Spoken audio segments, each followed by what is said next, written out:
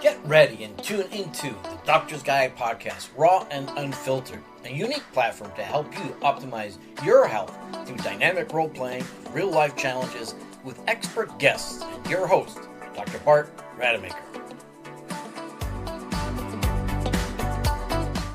I'm Dr. Bart Rademaker, and this is the Doctor's Guide, Raw and Unfiltered, bringing to you the insights and the action steps that you can take to optimize your health. Because that's the challenge that I've seen over the last 8 years in my radio show and my podcast series and all the work that I've been doing over the last 20 years, a mission to really democratize both the delivery and access towards health solutions that can dramatically change your health without necessarily using drugs or surgery. In fact, preferentially, not any of those. Because the truth is that we do have a body intelligence. We actually have a brain intelligence and an energy intelligence that if all we can do is tap into that intelligence, we can dramatically change our lives.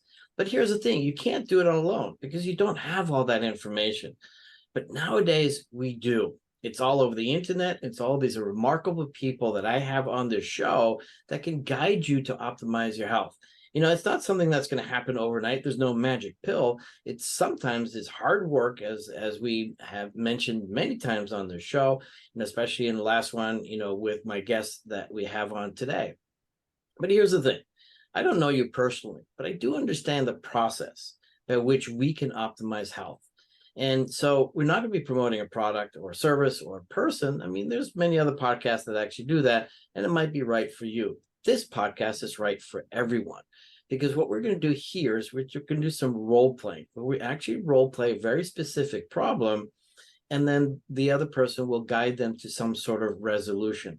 And so helping you understand the process by which you can navigate your own health issues, you know, whether it's your lifestyle issues, whether it's your mindset issues, whatever that is, on many of these different shows, you know, without a specific solution for you, but to allow you to relate to the people on the show and understand that you are not alone and that there is a solution at the end. There is light at the end of the tunnel. And that is true for everyone and pretty much everything that we can be challenged with. And I say that with full clarity because I've seen it. I've seen people absolutely, you know, do a 180 in their life by doing the right thing because they got the right questions answered with the right people in their lives. So for today, after my brief introduction, I'm going to have both my guests introduce themselves. We're going to do a 6-minute role play where you can absolutely relate to them and recognize perhaps yourself. You might get triggered, and that's also partly the purpose of the show, because through that triggering, that's when we get to be vulnerable. That's when we get to be honest with ourselves and understand, yes, there's pain here, and I need to take that next step to overcome it with the right strategy. And then after that, after the role playing, we're going to unpack this and to give you some sort of insight, at least, hopefully, just at least one insight and a very specific action step that you can now take towards optimizing you. So once again, I really want to welcome both Wendy and Brad. Thank you so much for us. We had a lot of fun in the last show, really insightful. And if you haven't listened to this yet, make sure that you listen to both Wendy and Brad. So Brad, I'm going to have you introduce yourself first this time. I think was it first last time? That's right. So all right, well, then it's Wendy. So Wendy's first this time. Wendy, you introduce yourself first, then we'll go with Brad, and then Wendy's going to present with a problem that Brad will try to resolve. Wendy. All right. Thank you so much, Bart. I love these. These are fun, and I hope these are very useful for the people that listen to these. So let's see, who am I? I am a trauma-informed fitness and nutrition life coach. So I love to help people just live their life to the fullest. And that means being healthy enough to do so, mind, body, and soul. And it's an absolute pleasure for me to go on people's journeys with them. Yeah, and you have a remarkable history and a remarkable impact on others.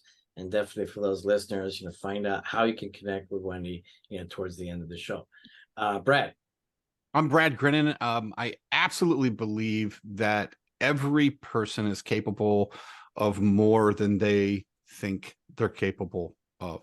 And so I am an elite performance coach, have been for the last 11 years, and I focus on working with Fortune 500 executives to help them raise the quality of their life in several different areas, just depending on what it is they're looking for.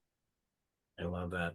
And you know what? Our CEOs are making major decisions, for the rest of the world. And my belief is that if we can make them even more conscientious and conscious about, how to best serve humanity, then thank you for your work, Brad. All right, Yes. Wendy, you got 6 minutes together with Brad, presenting with a very interesting problem. And I'm guessing that you're the only woman that actually has this problem, by the way. And so, Totally. yeah, all those women out there, you can tune out. No, actually, you need to tune in. So, Wendy, go. All right, Brad. So here's my issue. I understand now that I've gone through my trauma healing and dug deep and done my shadow work and stuff like that, that I was attracting the wrong man. I was living in my masculine. I was attracting a very feminized man because polarity and energy can't, we get all that. So my question is, how do I know when I have healed enough? Because I know we don't ever heal all the way, and relationships help us heal. How do I know that I've healed enough that I'm attracting the right guy? Because I seem to still be attracting guys that after a week or two, I'm just like, okay, still feminized. This is not going to work. And, how do I know what work I still need to do then?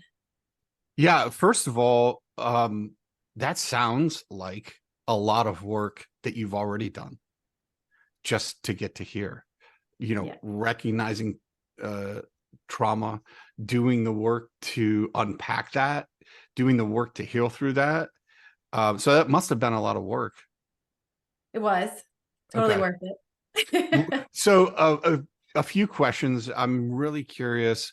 When did you recognize that you needed to do that first phase of work? What was it that made you go, oh, wow, I need to start focusing on this?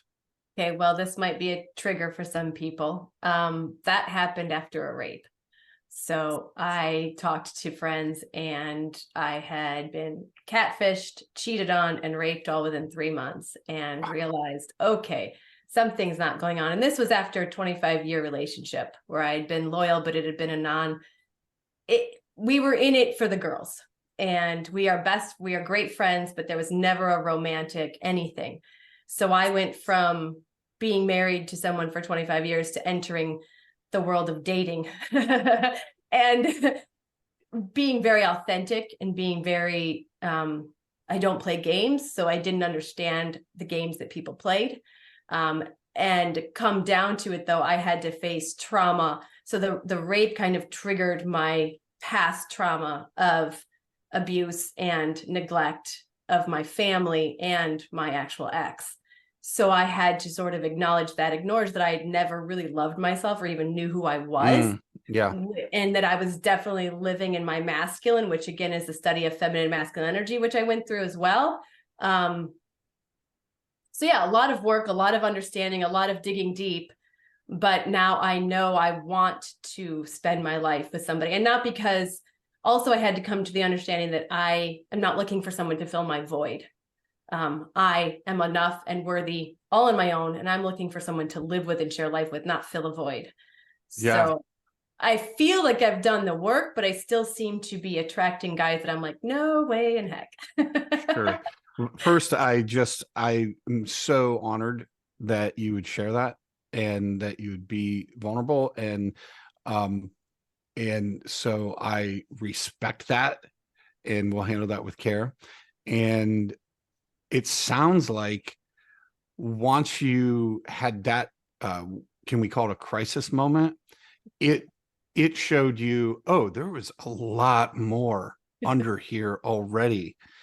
Yeah. And you feel like why do you feel like you've done that work? What is it that says, I really think I have done a lot of work on my healing journey?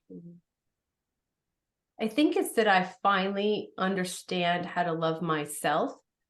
And again, coming from a religious background where we're never allowed to love ourselves, that's sinful, that's selfish, blah, blah, blah. Maybe I still have a lot more to do, and I just was so religiously, destroyed. And I guess that's kind of where I'm at. It's like maybe it's not as easy as putting a line and saying, here's the work you have to do, and this is the work you still have to do. I wish it were that easy, but I know it's not. But yeah. So what are the behaviors of the men you Ah. feel like you're attracting still, what are those behaviors? If you can just list out like Yeah. simply 3 or 4 behaviors of I'm Okay. attracting these men, and here's what I don't like about what I'm attracting. Yes. They are, well, before I knew all this, I was definitely missionary dating, as they would say. You think you're the person that can help them. So dating And to save? yes. And so I'm not even interested in these men. They just seem to be the ones that are, interested in me, but they're always the ones that have some sort of trauma or problem. And I do wonder if it's part of it's just because I'm a coach now and they know, so they're like attaching themselves because they know I talk and can help them. Yeah, sure. um Because it's yeah, in your nature to want to help. right. What So I else? do wonder how, and so some of my friends are like, oh, well, they're just, okay, what else? That's the biggest one, I think. I think it's been in my nature. And if I look at the guys, like even my ex, they're very much in their feminine. Well, not in their feminine. Okay. I'm attracting a lot of military. I mean, it's military. So you want to say that they're masculine, So but what does it mean to you when you say in their feminine? Uh what is the oh, negative connotation in what is your reaction to the feminine in a man that you're like, I don't want that anymore? they don't want to hold. It seems to me, obviously, I don't know them, that well, but it seems to me they don't know how to hold space for feminine energy in the sense that they're not in touch with their own feelings enough to be able to hold space for my feelings. Okay. They definitely want me to be a co-earner. They want me to make as much, if not more than them. And I'm like, I can care for myself on my own paycheck. Right, right. um, and I just know that with the work I've done with feminine and masculine, I want to be able to have that right to stay at home. Not that there's kids, but just to not have to work a 9 to 5 job, which I get with coaching. I make my own time. But I don't like when a guy's like, oh, so you're going to bring 50% of the income in right away. And we're not even dating or anything. That's just something they say right now, to an introductory. Oh, I definitely want a woman who's, making, 100K. I'm like, okay, bye-bye. So it sounds like these are men that ultimately don't make you feel safe. Is Exactly. that accurate? Does that feel right? That is Because if it very doesn't, you can just tell me. Okay. No. That's a very good. There's a lot of things that go under that, and I would agree. I do not feel safe in being allowed to not be my masculine me. I have to take care of myself. I have to take care of him. I have to take care of my Yeah. energy, my emotion. I don't get to lean on him and say, I'm having a bad day. And that's what I'm used to. I've had that. I don't want that anymore. Yeah. So I know we're running short on time, so I've just got a couple more Yeah. questions. The first one is, what is attractive about them? And I want to preface that with like, what's attractive at first about them? And I want to preface that with, it is possible the answer is nothing. It might be that. I guess the sense, so I meet them all dancing and I country dance. So it's partner dance. So you have to find a partner. Yep. And it's definitely attractive to have a man that works out enough that he can be fit enough to do some of these things with you. But Yeah. So my last question is, do you remember, it's twofold. Do you remember the last time you met a man and wanted him? And is it okay to want a man that's worth having? Well, does he have to be? See, the last time I met a man that I would like to have, he was not available, so I Okay, couldn't yeah. go So yeah, we'll just adjust that question. Let me ask you a different way. there. What would happen if your barometer for am I ready yet is set by the standard of, oh, if I want that person and they're available, then it's okay for me to see if I'm ready. Don't know if I completely understand the question. I'll pull it out of question form, if that's okay. Yeah. I guess, is it okay for you to want a man? I guess I put it right back into the question. Is it okay for you to want a man that's available, that you want? Mm. Ooh, okay. Not yeah,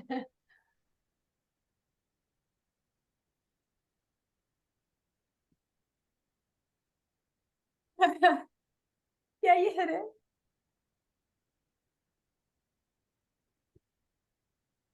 So I will kind of end our session here with just, this might be a really good place for you to begin to playfully, creatively imagine, what if it was okay to want a man that I actually would desire to be with, that I would dream or fantasize about having in my life.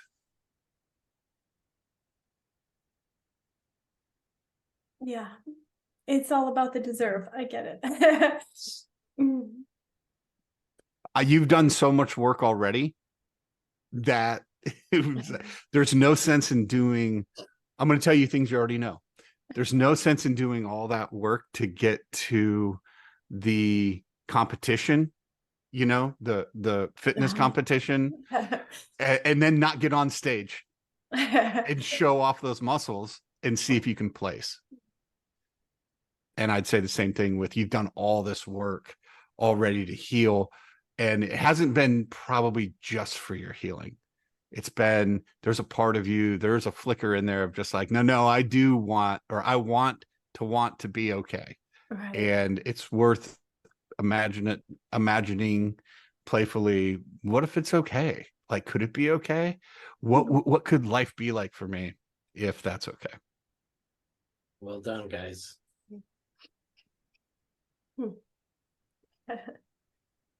I've All got right. them. I have one. I'm tearing up with you, Wendy. Take a deep breath, Wendy. You good? So what was that for you, Wendy?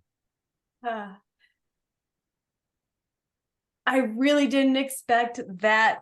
I've done the whole, you deserve this, Wendy, you deserve this. I have. I mean, obviously, that's my past. That's my trauma. That's my 44 years of being told I'm not pretty, I'm not worthy. Having a husband for 25 years who never touches you, who never hugs you, who never gives you any sort of affection. So you think you're ugly.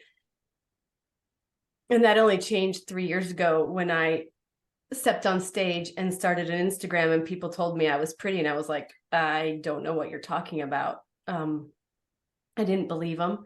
I didn't understand it. I thought they were weird. I don't know, you name it. I just didn't believe them. And it's probably only been in the last year where I've even believed that. So I guess I thought I believed it. And when you have a friend point blank ask you, guess I didn't. Yeah. Well, thank you for being so vulnerable. And I know that so many women feel the same. And they feel that they can't want because they're told not to want. And we've had this conversation on this platform very, very often. And it's almost like after the age of 30, I mean, your life is over. And I think you and I talked about that too, Wendy. And so you're an amazing instrument from personal experience to be able to guide others, but also most importantly to guide men, men to recognize, that this is not intentional abuse, but it is abuse. And it's unfair. And that's where men definitely need to step up and say, look, I will hold space no matter how you show up. It doesn't matter. Because the one thing I know that women want more than anything else is feeling safe. I mean, you nailed it there, Brad.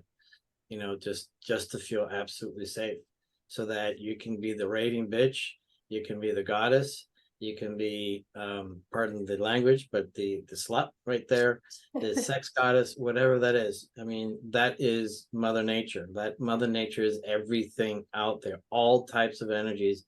And that's what's beautiful about, the femininity, that you've got that opportunity just to be totally like that. And then for the guys, by the way, what most guys don't understand, and I think what most women don't understand about men. And I'd love to hear your thoughts about that too, Brad, after you share your thoughts about what that was for you, by the way.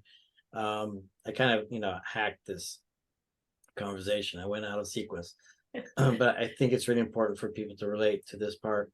And that is what men want more than anything else is for the woman to be happy, because now they're the hero.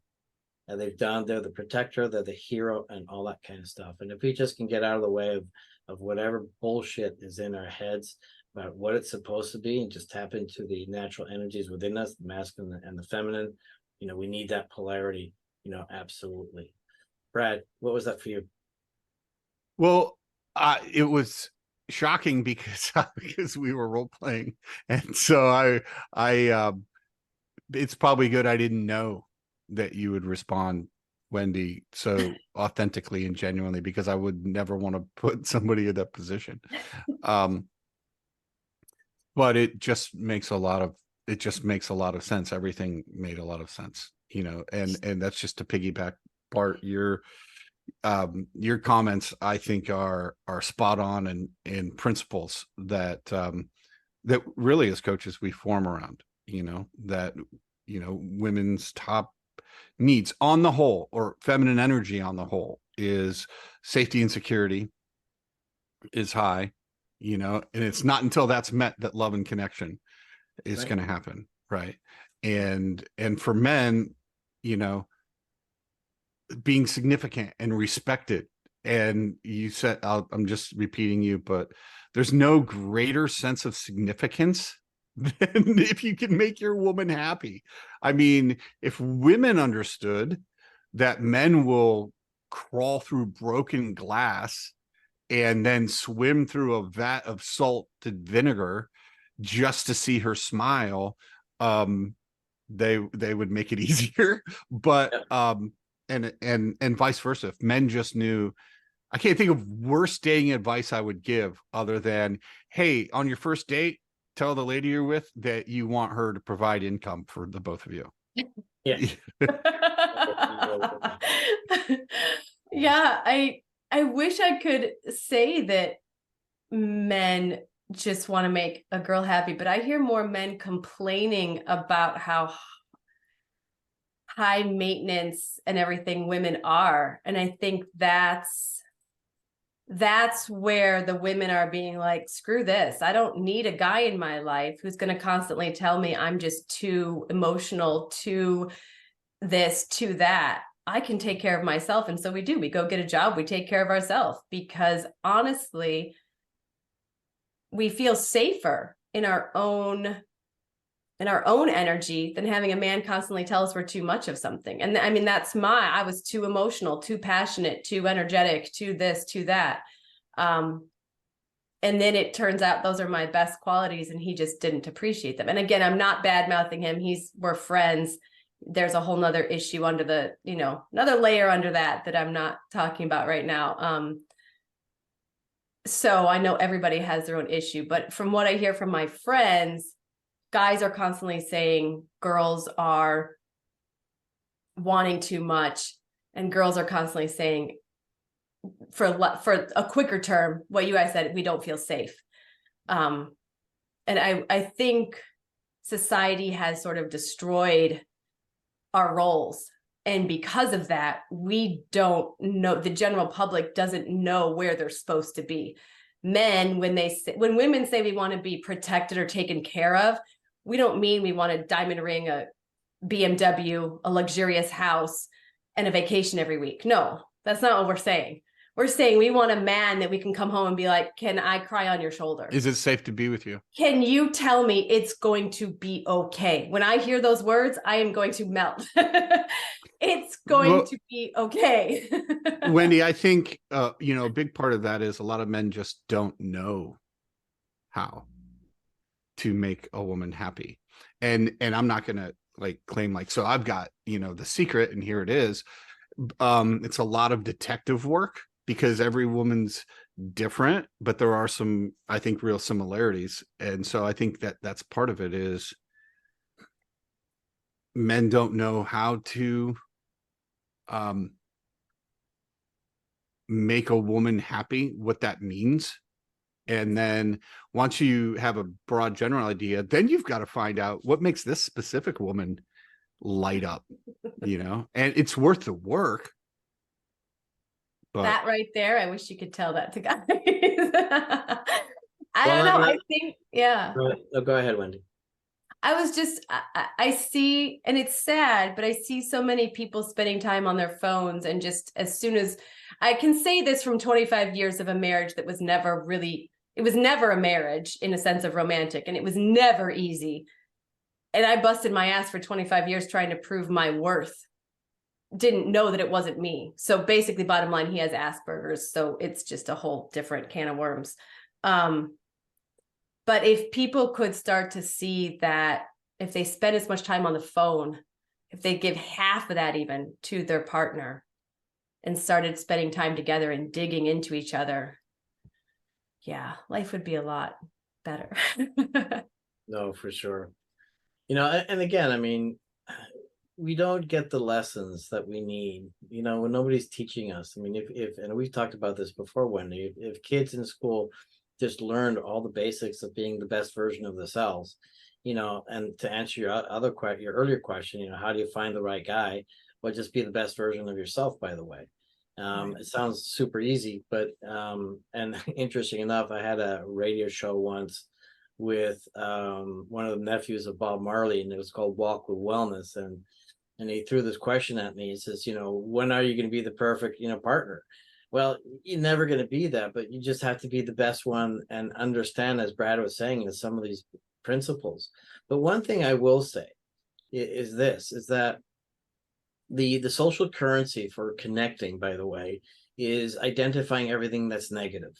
And that's kind of, a intuitive or genetic predisposition to, see where the threats are in the world around us. And quite frankly, women's the brain in the women looking for threats is much larger than in men. And so you're more in tune to finding out what's wrong with the world around you than what's right. And that's why safety is so important for you. But a guy, he's out there, fighting the wars, at least the right guy, right? The right guy's out there fighting the wars. And actually, mind you, Brad, another thing about men is that more wars were won and lost because of a woman, right? Because the man's desire to please the woman or fight for the woman or whatever. But the point of the matter is that, out there being in the trenches, you actually do want to go home and actually feel kind of at peace, not so much safe, but at peace. And then when the woman is just complaining and nagging and everything else, really what she's saying, basically what you're also saying, Wendy, is I don't feel connected with you. Yeah. Right. So again, all of this, I mean, there's so many layers and we can go on forever on all of this. But the truth of the matter is that, if you're in a relationship, and as long as, you went into the relationship in the right way, you should have the commitment to work as much as you can until something really bad happens, obviously. Because the truth is that if you listen to Harville Hendricks and his work, the reason we pick our mates is for two reasons. Because we identify the things that we love in the opposite parent on the one hand, but we're also identifying the conflicts, the unresolved conflicts that we have with that opposite parent that we want to resolve, because all that nonsense, all that programming is happening in your subconscious mind. You just want to get rid of it so that you can actually find it. So there's so much here, and I really respect your vulnerability, and I'm so excited that you also had your own breakthrough, which is kind of cool what happens on this platform, by the way, because it's a different dynamic, and it's suddenly like, oh my gosh, I'm being witnessed now by some cool people, and the rest of the world, I better admit to myself that, yeah, this is my work to do. So any more thoughts before we wrap it up for either of you? To answer the original question, which is, what's the litmus test for when I'm ready? I think your willingness to even ask the question is the litmus test. You're ready. Yep. I wouldn't expect the first handful of men to be and maybe one of them could be, but to be like, oh, here's a man who's reciprocating and the things I want, not the things that I've attracted in the past. And then two is, just being willing to try to find out, and it's okay to see somebody and then go, yeah, I'm not interested. Sorry. Yeah. So, don't want to go deeper with you, Wendy, but I know that Brad can absolutely guide you, after the show. I'm happy to be that guide as well, because at the end of the day, I think it's number one, being witnessed, finding that space of being vulnerable and safe, and then really allowing yourself to, have those blind spots exposed. And you can't do that on your own. You really can't. Nobody can. And having somebody that is worthy of that dynamic, and again, it's not something that you can do with people that are close to you, because all they're going to do is tell you what you want to hear and not what you need to hear. And I think we talked about this before. Your best friends are the ones that keep you to a higher standard and keep you accountable, and they want the best of you. And that's what coaches really do in a magnificent way. And I know you guys are just amazing coaches, and I'd be honored to be your client at some point ever. Right. Thank you. So Wendy, let's have you wrap it up. Some final words from you, and how do people get a hold of you? Okay, how do people get a hold of me? Wendy Lynn Myers, and that's Lynn, then Myers. That will get you most of my platforms. PhoenixRising.fitness is a website, and WendyFitnessModel.com is also a website. So any of those platforms, just reach out to me. I love to connect and would love to be of any help to anyone. Let's see, closing thoughts. I guess to go off of the whole relationship thing, I would say I would challenge people to be authentic. I've always been authentic. I know it didn't mean to take you off guard, Brad, but no, it's great. It's just who I am. I've always been that way. I don't know how to be different. And so it's been a shocker to me how much of the world is not. And I think it's sad to me that people feel the need to not be authentic, because it causes their just the issues I'm having and looking at dating. It's crazy, because I'm authentic, but I can't be authentic for the other person. And so if people would just be authentic, they would actually find the person a lot faster, because when we're not who we are, you can only keep that up for so long, and then it's exhausting, and then you realize the other person never really loved you, and then you feel down about yourself and feel like you're a failure, when in reality you never gave yourself an actual chance. You were being a fake version of yourself. So I guess I would challenge people to be their authentic self, because it's a lot better than what you think you're actually being. But I know it's hard. Brad? Yeah. BradleyGrinen.com, GRINNEN. And you can reach me on, you can hit me there. You can reach me on Bradley Grinen, Facebook, Instagram, TikTok, Twitter, wherever. Go anywhere, I'm probably there. And my final thought is just, it's some courageous authenticity, Wendy. So thank you for that. And I just want to applaud you again for that. Thank you. Thank you both. And any other further comments before we sign off? They're out there. Men who have done as much work as they can to this point, and women who have done as much work as they can to this point are out there. And then, so it's okay to look for them. And then there will be work beyond that. I don't know anybody in a meaningful relationship that hasn't put in work. Yeah. A good friend of mine, a couple, his wife said, you make a decision only once to get married, and every day you make a decision to stay married. And yeah, that's accurate. That's the truth. And so we'll wrap it up with that. And full transparency, I mean, this is what's fun about this podcast. I get to talk about myself at times. And for those who don't know me, I'm actually a plastic and reconstructive surgeon. Been doing that for the last 25 years. But my mission is really to democratize both the delivery and access to health solutions in all the dimensions of our life. And so it's a matter of working with multitude of people, including coaches, to help guide you, because you can't just do it on your own. And with all the information and misinformation on the internet, it gets rather confusing.